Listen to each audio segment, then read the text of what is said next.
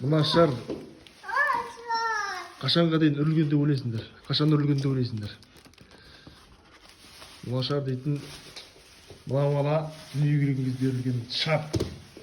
3-ке шыға дейін мына бала ертең. 3 жыл бойы жарылмаған шар. Міне қараңыздаршы. Осындай жағдай болды ма сендерде? 3 жыл бойы жарылмаған шар. Қазір бұйырса інісі шығайын деп жатыр.